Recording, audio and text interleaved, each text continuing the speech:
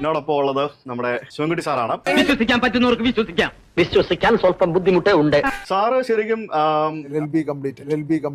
LLB കഴിഞ്ഞ ആളാണ്. അയ്യന്റെ മോനെ. Okay, very good. അതെപ്പോ അതൊക്കെ ഉണ്ട്. ഞാൻ പഠിക്കുമ്പോൾ സ്കൗട്ട്സും NCC ഉണ്ടായിരുന്നു. അതൊക്കെ ഇപ്പോഴും ഉണ്ട്. സ്കൗട്ട് എപ്പോഴും ഉണ്ട്. ഇപ്പൊ രണ്ടെണ്ണം പുതുതായിട്ട് ചെയ്യാൻ പോകുന്നു. ഒന്ന് നെടുമങ്ങാട്, ഒന്ന് കാക്കനാട്. സ്കൗട്ടിന്റെ കാര്യം പറഞ്ഞപ്പോൾ ഞാൻ എന്റെ പഴയ ഒരു ഓർമ്മ പുതുക്കാനായിട്ട് ഞാൻ കുറച്ച് മുമ്പ് സ്കൗട്ട്സിന്റെ നമ്മുടെ ഹെഡ് ക്വാർട്ടേഴ്സിൽ ഒന്ന് പോയി. അഭിപ്രായം. സത്യം പറഞ്ഞാല് ഞാൻ അവിടെ 9ാം ക്ലാസ്സിൽ പഠിക്കുമ്പോൾ ഞാൻ രാഷ്ട്രപതി അവാർഡ് നേടിയ ഒരു സ്കൗട്ടാണ്. നന്നായിട്ടുണ്ട്. അപ്പൊ അതിന്റെ ഒരു ഓർമ്മ പുതുക്കാൻ വേണ്ടിയാണ് ഞാൻ മാർക്ക് കൊടുക്കുന്നുണ്ട്. അറിയാമോ? അറിയില്ല, എന്നാ അറിയണം. അപ്പൊ ഞാൻ അങ്ങോട്ടേക്കൊന്ന് പോയപ്പോഴത്തേക്കും അവിടെ ഒക്കെ കാട് പിടിച്ച് കിടക്കും. ഒന്ന് പതുക്കെ പറഞ്ഞു തെളിവുണ്ടാക്കല്ലേ. ഓഫീസിൽ കയറിയപ്പോഴത്തേക്കിനും ശരിക്കും നമ്മളൊരു വില്ലേജ് ഓഫീസിലൊക്കെ കയറി പോകുമ്പോൾ ഒരു ഫീല്. ഒരു സന്തോഷ വാർത്തയുണ്ട്, ഈ സംഭവത്തിൽ ചേട്ടൻ ജയിച്ചിരിക്കുന്നു.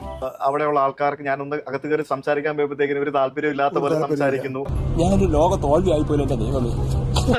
സത്യം പറഞ്ഞാൽ എനിക്ക് ഭയങ്കര വിഷമം തോന്നി, മനസ്സിന് ഭയങ്കര വിഷമം തോന്നി. കാരണം ഞാൻ എന്റെ ഒരു ഓർമ്മ പുതുക്കാൻ വേണ്ടി പോയതാണ്. ഇത് മനഃപൂർവ്വം കരുതിക്കുട്ടി എന്നെ കരിവാരി തേക്കാനുള്ള ശ്രമമാണ്. എന്റെ കീഴിലാണ്, ഞാനാണ് എന്റെ പ്രസിഡന്റ്.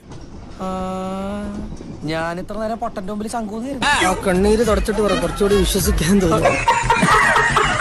ഇനി ഞാനിവിടെ നിന്ന് ഡയലോഗ് പറഞ്ഞാൽ കരഞ്ഞു പോകും. ഉസ്മാനെ രക്ഷപ്പെട്ടോ.